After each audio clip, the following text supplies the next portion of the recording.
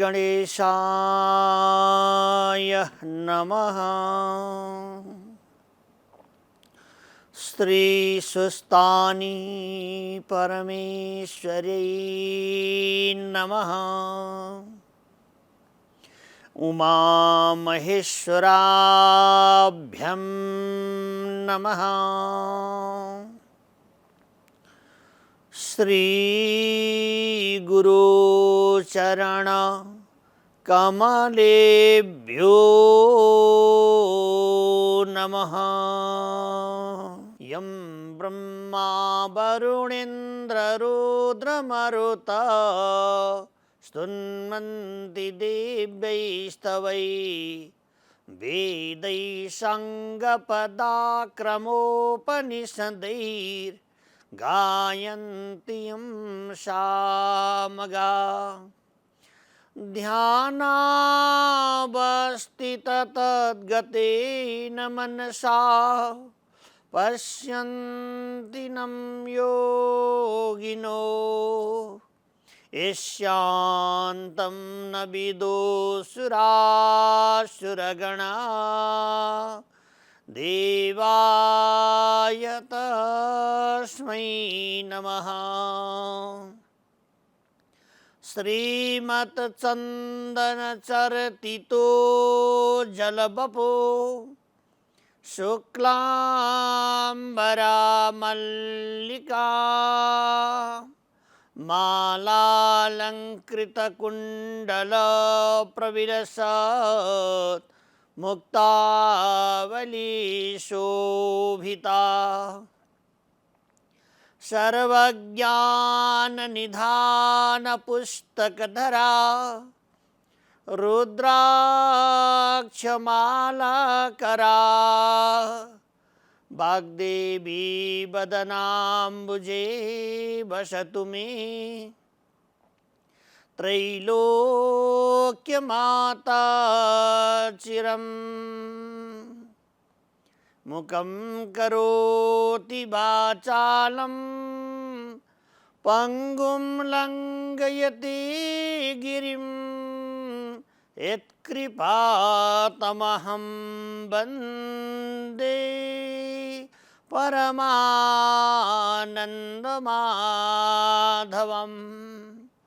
नमो भगवते तस्मै व्यासाय अमिततेजसे यस्य प्रसादवक्ष्यामि नारायण कथामिमम्। नारायण नमस्कृत्यं नरं चैव नरोत्तमं देवीं सरस्वतीं व्यासं ततो जयमुदीरयेतः। श्रीसुस्तानी परमेश्वरै नमः। उमामहेश्वराभ्यं नमः।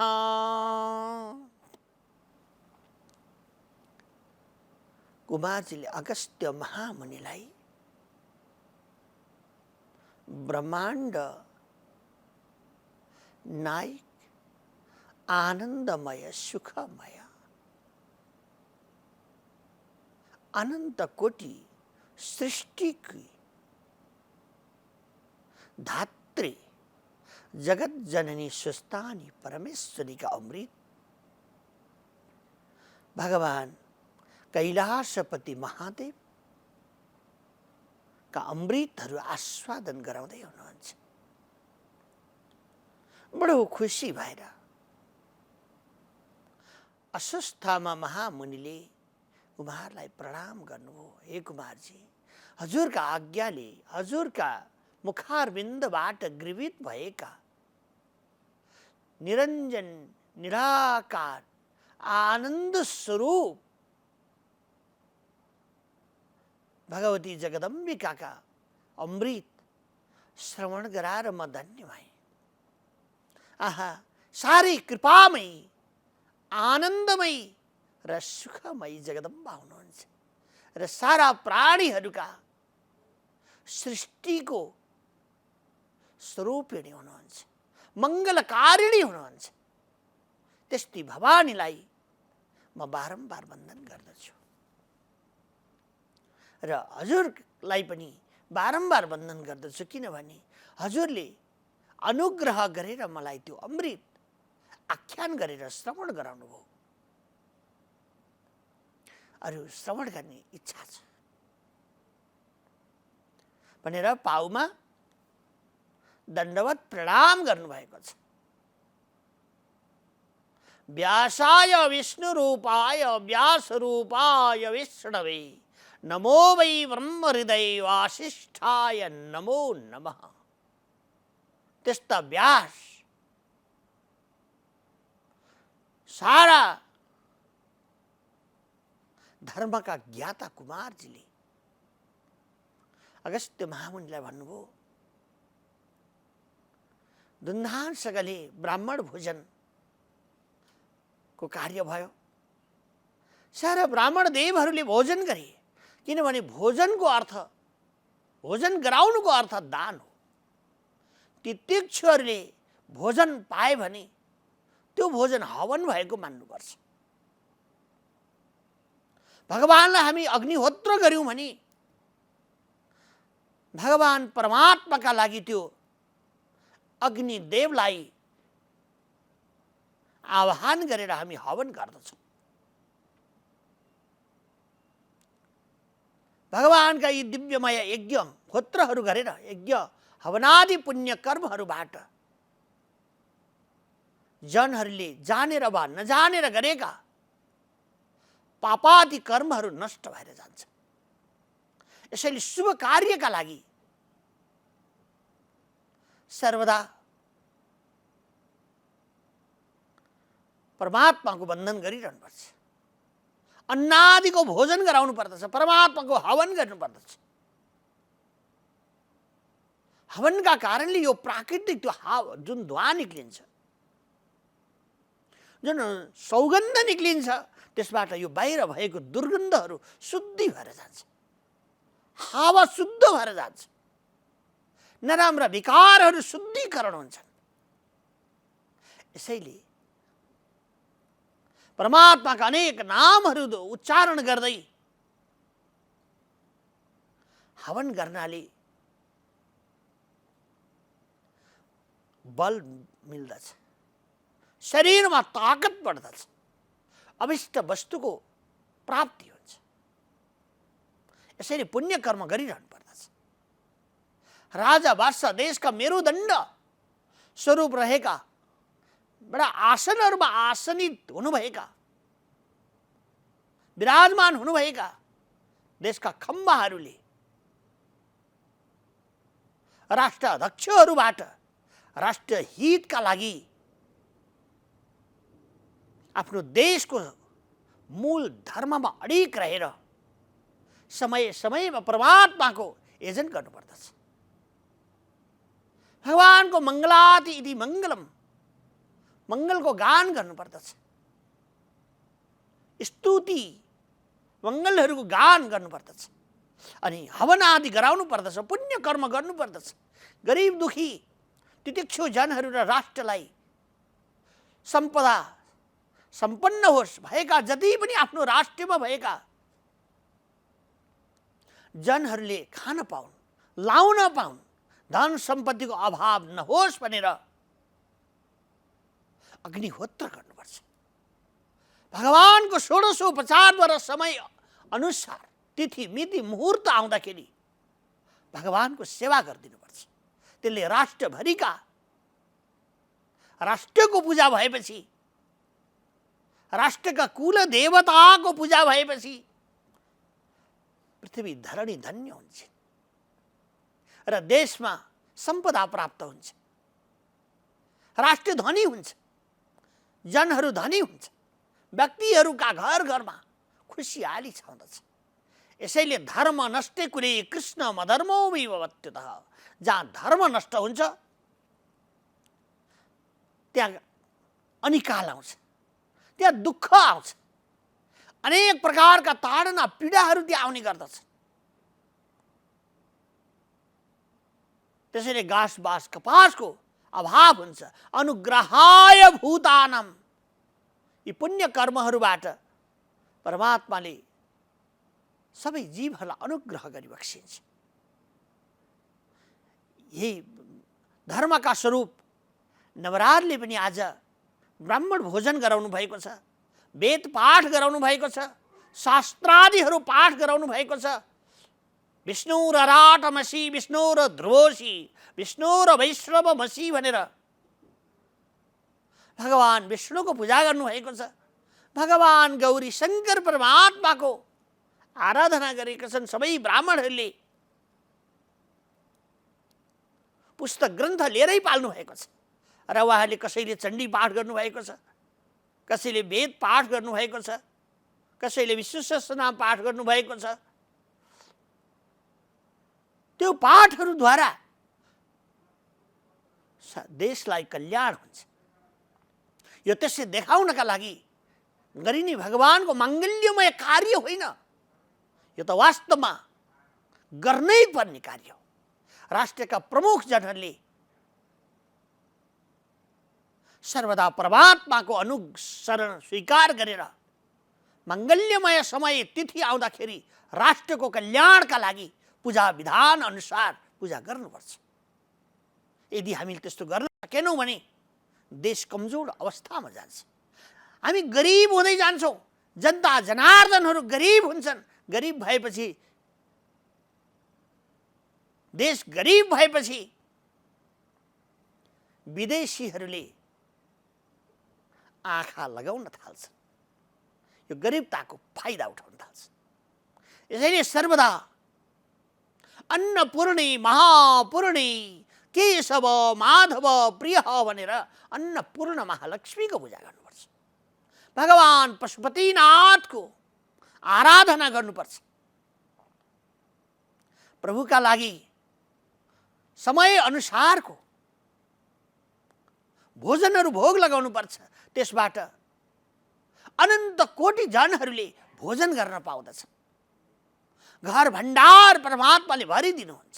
यसैले जहाँ धर्म छैन नि त्यहाँ दरिद्रता आउँछ। नवराज राजाले हे अगस्त्य महामुनि सारा ब्राह्मणहरूलाई भोजन गराउनु भयो, स्तुति वन्दन गर्नुभयो, यथेष्ट दक्षिणा वस्त्रादि अलङ्कारहरूले सुसज्जित गरेर उनीहरू गए। खुसी हुँदै दण्डवत प्रणाम गरेर जय होस् राजा महाराजको जय होस्, मुवाबडा महारानीको जय होस्, राष्ट्रको जय होस् भनेर आफ्ना आफ्ना घरतिर प्रस्थान गर्नुभयो। ती दुईजना ब्राह्मणहरूले हे अगस्त्य महामुनि गोमालाई पकाएर राखिएको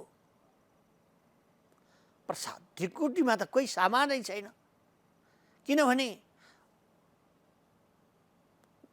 गोमा ब्राह्मणी बुवा बडा महारानीका आज्ञाले अन्तपुरमा गएर हेर्दा भण्डारीहरूले कुनै सामानै देखेनन् र आमालाई पकाएको भोजन लिएर उहाँ जानुभयो। किनभने जति बडा जन भए त्यति नै सरल हुन्छन्।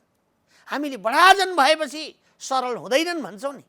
जति ठुला जनहरू हुँदै जान्छन्, जति धनाढ्य हुन्छन्, जति योगी सन्त महामुनिन्द्रहरू महामण्डलेश्वरहरू हुनुहुन्छ, 1008 महामण्डलेश्वर, 108 महागुरुजीहरू हुनुहुन्छ, परमात्माको भक्तमा नित्य प्रति आकृष्ट हुनुभएको छ भने ती जनहरूलाई भेट्दाखेरि हाम्रा हृदयमा कठोर जीवहरूलाई भेटेको थियौँ, आज त हामीले साँच्चै आफ्नो जन भेटे जस्तो हुन्छ। भगवान पनि भक्तका अगाडि आउँदा कठोरपना लिएर पाली बक्सिन्न। यसैले करुणे क्षणम भनिएको छ। करुणाका नेत्रले परमात्माले हेर्नुहुन्छ, एक क्षण देख्नुहुन्छ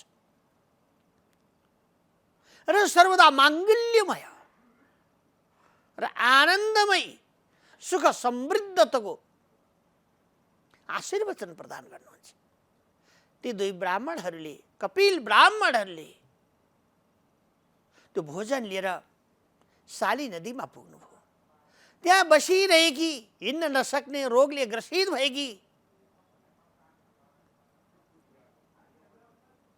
त्यस्तै दुःखमा पिल्सिरहेकी, कुष्ठ रोगले ग्रसित भएकी चन्द्रावतीलाई देखे र चन्द्रावतीलाई त्यो भोजन लगेर दिए। उनले त्यो भोजन त्यत्तिकै खाने विचार गरिन्, किन भोक लागेको बेलामा फोहोर, मैलो, नमिठो भन्ने हुँदैन। भोक लागेको अवस्थामा जस्तो भोजन पनि मिठो हुन्छ। यसैले भोक लाग्नुपर्छ, शरीरमा इच्छा जाग्नु पर्दछ। कर्म गर्नका लागि पनि शरीरमा म गर्दछु भन्ने भावना जाग्नु पर्दछ, अनि बल्ल कार्य सफल हुन्छ। जठराग्निले भोजन मागेको छ भने भोजन राखिदिनुपर्छ, नभए भने शरीरका आन्द्राहरू पेलेर शरीरमा अनेक प्रकारका रोगहरू निक्लिन सक्छ। समय समयमा अलिअलि त्यो जाँतोलाई पिस्नका लागि नैवेद्यहरू हाल्नुपर्छ। हरि ओम यज्ञ पुरुषाय नमः स्वाहा, यज्ञ पुरुषाय नमः स्वाहा। यसरी समयमा आफ्नो खम्बा, यो भगवानको दरबार राम्रो होस्, बलि होस् भनेर यसलाई केही न केही चिजहरू राखिदिनुपर्छ। भगवानले कृपा गरेर कुमारजीले भन्नुहुन्छ, हे अगस्त्य महामुनि, ती ब्राह्मणहरूले भोजन दिनुभयो। भोजन गर्न लागेकी थिइन्। ब्राह्मणहरूले भन्दछन्, हे पापिनी, यति दुःख, कति दुःख, जन्म जन्म कमाएर ल्याएका भगवानका अपकीर्तिहरू गाइएर आज यस्तो अवस्थामा प्राप्त गरेकी छौ। त्यो भोग भोगिरहेकी छौ, यस्तो रोगले ग्रसित भइरहेकी छौ, तैपनि परमात्माको याद आउँदैन है। तैपनि बुद्धि फर्किँदैन तिम्रो। हात गोडा धो, मुख धो, अलिकति सूर्यतिर हेरेर भगवानलाई स्मरण गर, वन्दन गर, अनि बल्ल प्रसाद खाऊ भगवानको। तिम्रो नाम त लिने बित्तिकै राजाको भण्डारमा अन्नै हरायो। त्यही भएर रानीलाई पकाएर ल्याएको भोजन ल्याएका छन्। उनले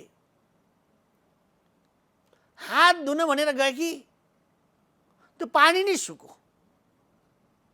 त्यसैले धर्मात्मा जनहरू चाहिन्छ। एउटा ग्राममा, एउटा नगरमा, देशमा धर्मका खम्बाहरू चाहिन्छ, धर्मभीरु जनहरू चाहिन्छ। उनीहरूको रक्षा राष्ट्रले गर्नुपर्छ, किनभने धर्मका खम्बाहरू हामी भाँच्दै जाने हो भने हामी पनि मासिन्छौँ। धर्मद्वारा नै हामी ठाडो भएर हिँडेका छौँ र त्यो धर्मका खम्बा धर्म रूप परमात्माको स्वरूपमा चित्त, बुद्धि, विवेक, विचारहरू, बाहिरी वृत्तिहरूबाट रहित भएर लगाएका त्यस्ता जनहरूलाई राष्ट्रले संरक्षण दिएर राख्नुपर्छ। किनभने उनीहरूले पूजा, यज्ञ, होम, होमादि महापुण्य कर्म गर्नाले राष्ट्रलाई फलिफाप हुन्छ। यज्ञो भवति पर्जन्यो यज्ञ कर्म समुद्भवः। पापीले छोयो भने भएका सम्पदाहरू पनि नष्ट हुँदै जान्छ भनेर यहाँ कुमारजीले अगस्त्य महामुनिलाई भन्दै हुनुहुन्छ। त्यो जल तुरुन्तै सुकेको छ। फेरि अब ठिकै छ, यस्तै भए पनि भोजन गर्छु भनेर त्यो भोजन गर्न लागे कि भोजन त तुरुन्तै माटो भयो। ठिकै छ, यही माटो भए पनि खान्छु भन्ने विचार गर्दछ।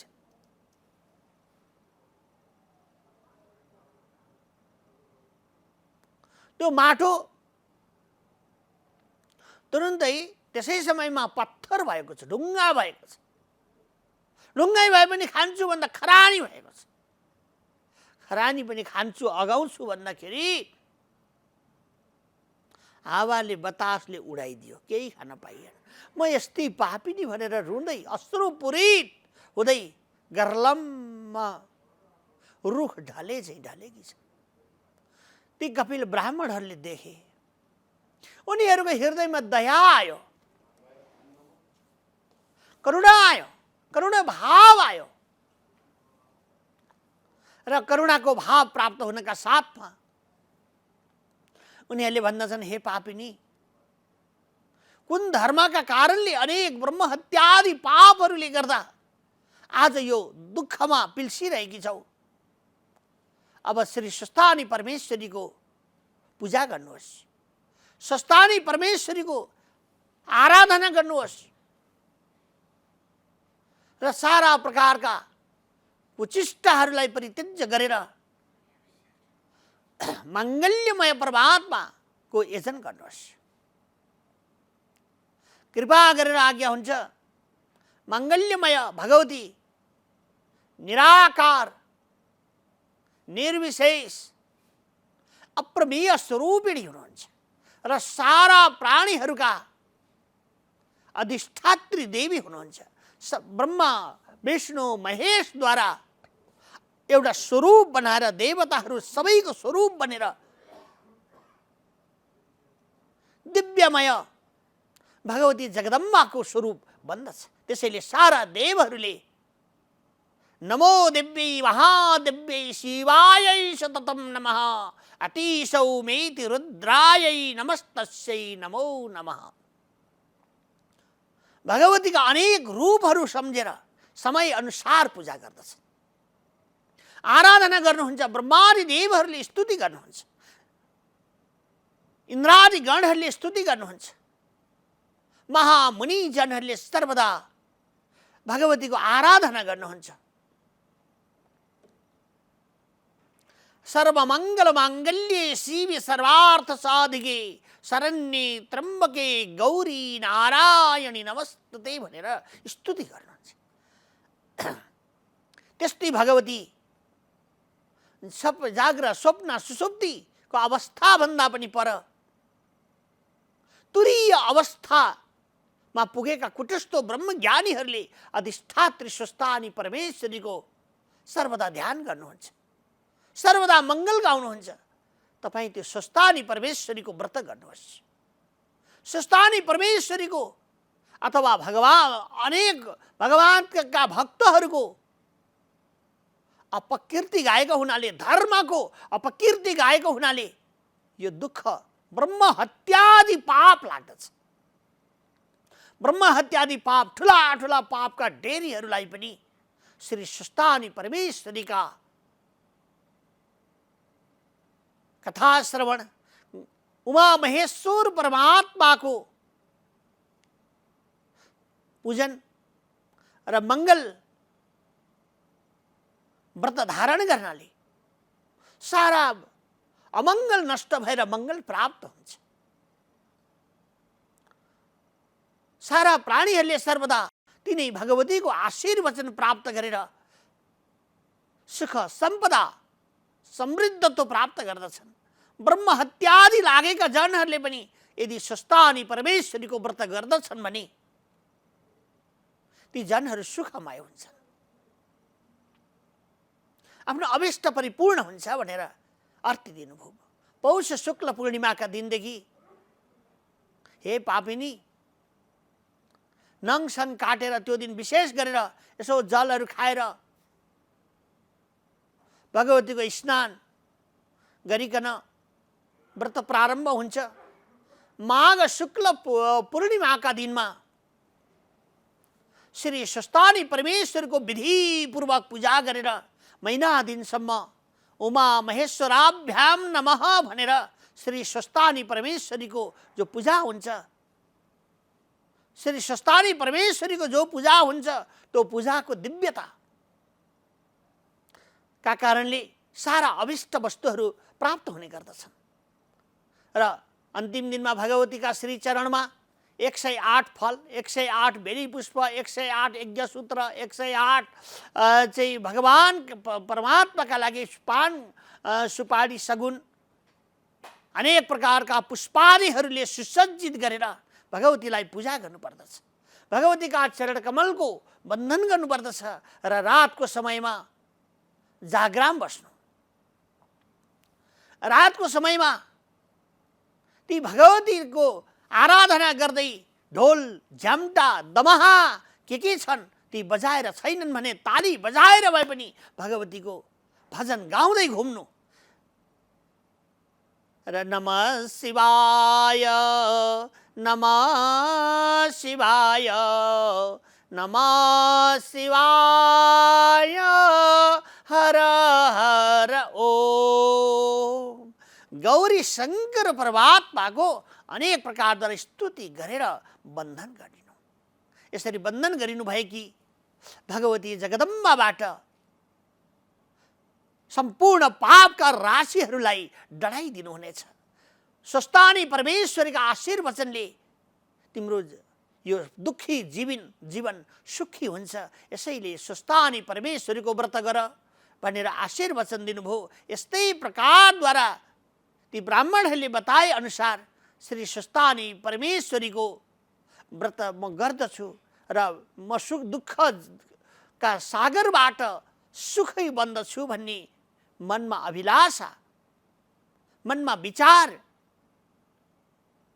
चन्द्रावतीले लिनुभयो भन्ने प्रसङ्ग सहित आजको प्रसङ्गमती यहाँ परिपूर्ण हुन्छ। उपनयतु मां जगन्मङ्गलाय श्रीमान् दिनकर किरण निबोधित नवदल निरीक्षण कृष्ण काले वर्षतु पर्जन्य पृथिवी सस्यशालिनी देशोऽयं सोऽवरीहितो ब्रह्मणा सन्तु निर्भयाः अपुत्रा पुत्रिणा सन्तु पौत्रिणा सन्तु पौत्रिणा नेदना सदना सन्तु जीवन्तु शरदां शतां। तत्रैव गङ्गा यमुना च तत्र गोदावरी सिन्धु सरस्वती च सर्वाणि तीर्थानि वसन्ति तत्र यत्राचितो द्वारकथा प्रसङ्गः। श्री सुस्तानि परमेश्वरै नमः। उमा महेश्वराभ्यां नमः।